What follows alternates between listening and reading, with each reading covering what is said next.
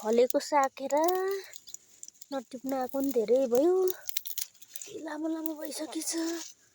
यस्तो मजाको भएछ हौ। ओहो,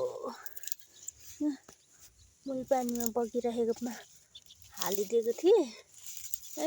ओहो, कस्तो लामो लामो बाफरे। यहाँ मुनि चाहिँ मूल छ है मेरो। ल है, आज टन्नै एक छाक त धेर हुने रहेछ मलाई चाहिँ। ल मेरो यस्तो रहेछ, टिप्छु।